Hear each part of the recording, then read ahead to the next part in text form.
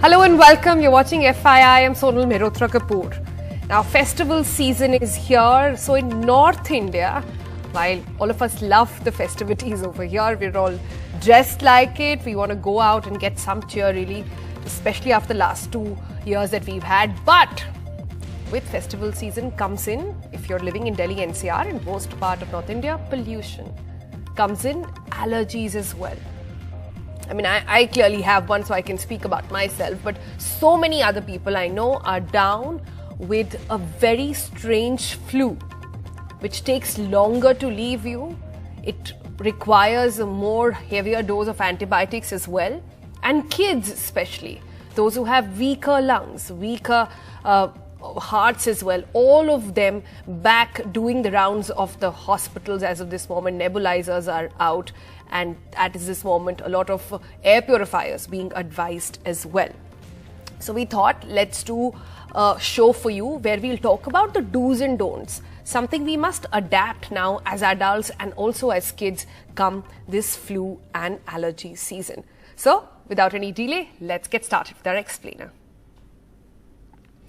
We'll talk about the adults first. What should you be doing to save yourself from air pollution? Some do's and don'ts. Now, one no-brainer really is to start with stay indoors as much as possible. Wear a mask whenever you go out, and not any mask. That's important. So far, we were getting used to having just a cotton mask. If you're vaccinated, you didn't care, you could just take a clinical mask. But now, it's time to replace it with a N95. The other thing to do, very easy really and very, very useful, is to stay hydrated. Drink more water. This will actually help you flush out the toxins and harmful particles from your body. Start carpooling. This will help, and you will be doing your bit to bring down the air pollution levels as well. Follow a diet rich in antioxidants. This has been advised by lots of nutritionists as well. This basically detoxifies and improves your immunity as well, which generally takes a dip this time of the year. Now, this means that you can switch to foods which are high in fatty acids as well. You can take such as a fish, you can take pineapple, you can take kiwi, you can take onion, peppers, everything else. All of this really actually put together helps in anti-allergies. Don't avoid outdoor games and walks, but preferably before sunrise and after sunset is when you should actually, should not be going out. So it's opposite to what you would be doing other times of the year. Now, avoid gardens and plants, and this might trigger an attack as well if you are allergic, that is, and avoid areas where there is a lot of smoke. Parking lot, people don't understand, is one area actually where there is a constant combustion also taking place. So that's one place that you must avoid if you're sensitive to allergies and often tend to fall sick this time of the year when the weather is changing. Let's talk about children now. And why is it that children have the worst of the pollution really? Now, every year exposure to air pollution is estimated to cause 7 million, I'll repeat that number, 7 million premature deaths. This is not to sort of throw you off and alarm you in any way, but just to bring to you how big a killer air pollution really is. Obese children have 79% greater chances of having asthma as well. Children affected require nebulizer, especially this time of the year. Children are prescribed inhalers and therapies due to recurrent cough and respiratory symptoms. Nebulizers should be kept at home as a prevention measure as well, because you don't know what might trigger an attack sometimes. And common symptoms of respiratory trouble, these include inflammation of the nose and lungs, red and sore eyes, sleeplessness, prolonged nasal discharge. So if your child has not had any symptoms so far but is showing these this time of the year, then you definitely need to go see a doctor, and he'll probably tell you that there is an allergy at play as well. Now, why is air pollution more harmful to children? Well, that's because children are more vulnerable to breathe in polluted air than adults. They're always wanting to go out. Festival season is here. Kids who've been home throughout the year really want to step out, but you've got to be careful, especially this time. Children airways, remember, the kids' airways are smaller and still developing, so they take a harder beating. Children breathe more rapidly than adults as well. And if children breathe high levels of air pollution over a long period, that might be a risk as well. Their lungs not working as they grow older. developing asthma during childhood or as an adult. If they don't have that already, you have coughs, you have issues with your lung, etc., infections, pneumonia, etc., all of that can actually set in. One solution, let's talk about that, and something that is now highly prescribed if you're staying anywhere in Delhi NCR especially, is to have air purifiers. Now, why is it important to talk about air purifiers? Because the first point, remember I told you, was try and stay indoors as much as possible.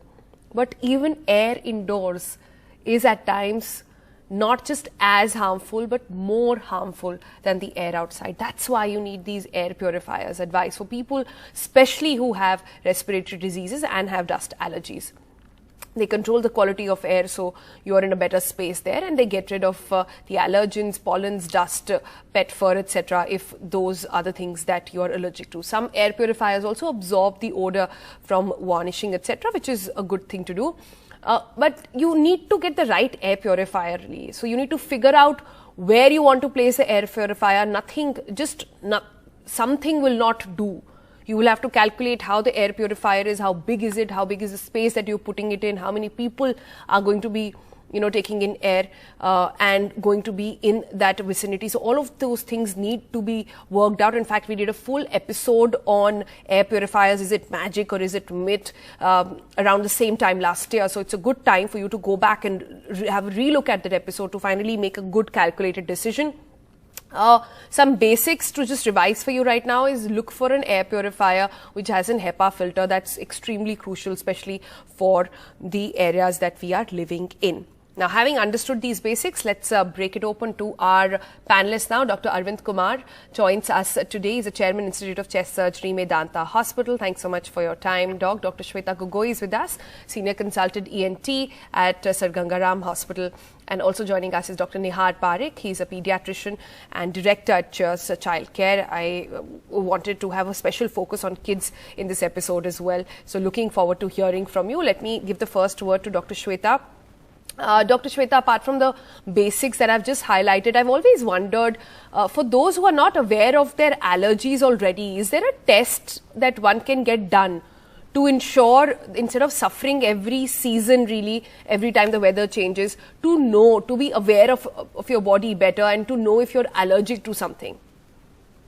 Yes, of course. There is a battery of tests which is now available, which can make us better aware about the allergies which we are prone to. So basically these tests, we can divide them into those which can be done through our blood workup, and then there are tests which are done specifically for the patient, which is known as the skin prick tests. These skin prick tests, they enable us to test variety of allergens which are present around us, which include those which are there in our house, in our food. And then there are certain allergens which are not which are not visible, but they are around us all the time. So it makes us more wiser in terms of what we are actually going to fight with. And then of course we have certain basic tests which can be done with blood, and they give us a initial idea that yes, the particular person in question is allergic. Can you name these tests? It will be useful and handy for our viewers to actually go and check with the doctors. Sure. Yes, there is a Fadiotop allergy testing. There are serum levels of absolute eosinophil count, which tell us whether the person in question is having an eosinophil related allergic reaction. Then there are certain serum levels of immunoglobulin, especially immunoglobulin E, which is helpful in determining the type of allergy that the patient might be having, whether it is an eosinophilic allergic thing or it's a non-eosinophilic allergic thing. And after that, we can go on to more specialist tests, which include tests for food allergens and air allergens, fungi, and various other things which are present around us. All right. All right. So, Dr. Shweta, but would you advise everybody to get these tests done, or is there a certain kind or people who are showing particular symptoms who should be getting these tests done? See, the patients who are having allergic symptoms they are very typical patients.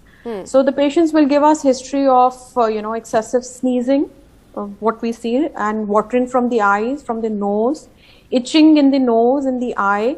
Then these patients can have symptoms even on their skin. And then we can ask them whether these symptoms are seasonal or do they happen throughout the year. That also gives us a idea why is it happening, because certainly around this period and around the pollen season we see increase in number of patients who are having these kind of symptoms. Then of course the food that they're eating, or have they changed their place of residence, and sometimes we can actually derive so much information from the patient's history. So that is important to understand before we are we take up the patient for these tests. Right. So they're very, very typical symptoms which the patients normally give us. So it gives us a fairly good idea into what we are dealing with. Right. I want to come back and ask you about this new kind of flu that seems to have taken over everybody, but I'll come back to you on that. Let me go to Dr. Nihat Parekh here. Dr. Parekh, then for kids, similar question. Sadly, a lot of kids in Delhi NCR have to depend upon nebulizers just this time of the year. AQI levels obviously very, very bad, though visually, I must add, it looks like the sky is clearer, but that does not mean that the AQI level is actually good. The parameters that India follows is anyways lower than what the world standards are. Just keeping that in mind, what do you think should be a protocol that you think parents can follow with kids who tend to fall sick this time of the year? So sickness at this time of the year, especially in the Delhi NCR region or across the country when it's the winter or pre-winter season, comes in two forms, which is airborne. One is allergies due to pollutants and allergens, and second is virals, which thrive in such kind of weather where the air is not clean. The pollution itself, entraps the virus, and the pollutants themselves can cause allergies. It can range from allergic rhinitis, which is common cold. It can include pharyngitis, sore throats, bronchitis, allergic bronchitis, and all these can be also infectious, which usually come with fever. So for parents, it's very important to know whether it's an allergy or whether it's an infection. They're two different things. And how does one make a call one way or the other? The fundamental difference is if the symptoms present with fever, it goes in the favor of an infection, either viral or bacterial, which can be contagious, can spread from one child to the other or one person to the other. And the other one usually comes without fever, which is just cough and cold and wheezing and a different kind of a look to a child, like Dr. Shweta rightly said, which is extremely important. You also have to remember that pediatric allergies are very different from adult allergies. A child's body is constantly changing and molding itself, which comes into a definitive form post 8 and 9 years of age when the lung is fully formed. So if there are repetitive allergic episodes harming a child's lung over and over again till 8 or 9 years of age, then the child turning from a childhood asthma to a lifelong adulthood asthma become very high. If good preventive measures are taken during those episodes, during these years of life, to make sure these episodes do not occur again and again in form of medication, preventive medication, hygiene levels, keeping your environment nice and clean, using air purifiers, this will drastically reduce the number of episodes and prevent the childhood asthma from going into a lifelong adulthood asthma. Right. So is this only prevention, Dr. Parekh, or do you think with kids there is some sort of treatment that can help them in the long term as well?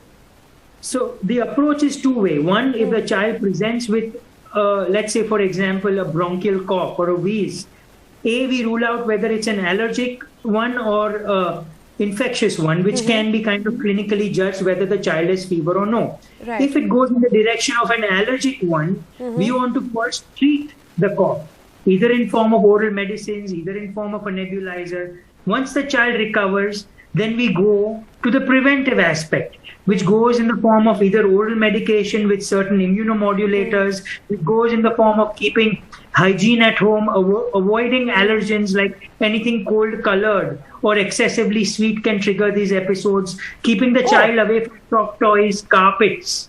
Did I hear you right? You said anything sweet as well can trigger this? Yes, absolutely. Excessively sweet things which have artificial colors, especially confectionery items, are the biggest triggers. And with the Diwali coming in, they usually have the mithais and the sweets coming in. And a lot of kids, allergies and asthmas and coughs are triggered by this kind of intake.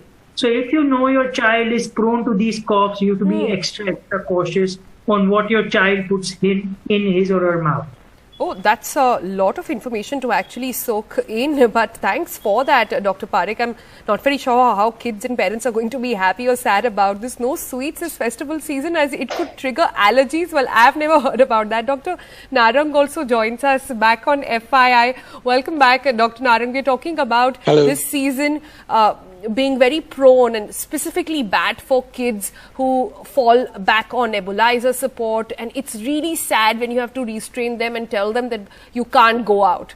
You have to stay indoors, you have to stay around air purifiers and always have your N95 again.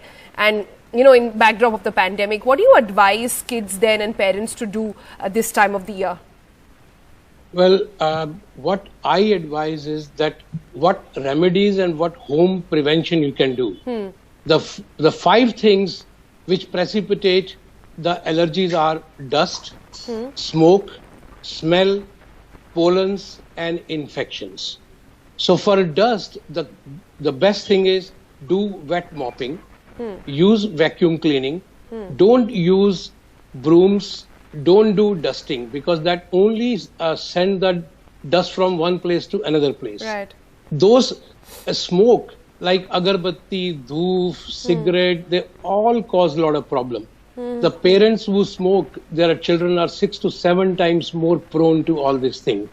And the things like the smell things and things like perfumes, powder, you know, powder should not be sprinkled on the child at all, because powder when sprinkled, some of the powder goes into the airways and the lungs and cause problem.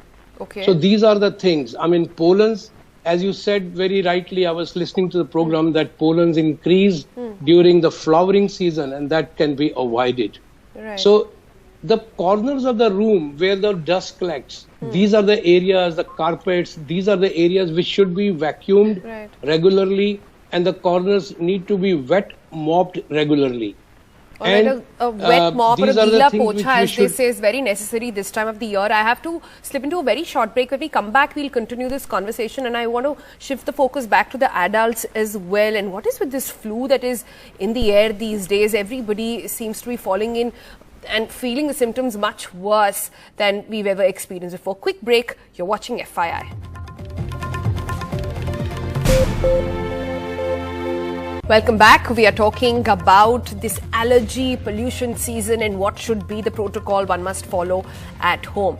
Let me actually go back to talking about adults a little bit. Dr. Shweta Gogoi, if you could sort of weigh in on this. Are you also seeing a lot of patients this time of the year, much more than what you've seen earlier, with this very strange flu which is in the air? Your regular antibiotics are not working. It's taking longer to act. Your body is taking longer to fight it out. And do we know where it's actually coming from? Yes, of course. There is a sudden surge in such patients who are having respiratory symptoms and they're not responding to the regular antibiotics, because in most of the cases, it is not the bacteria which is to be blamed for. It is mostly the viruses which are there.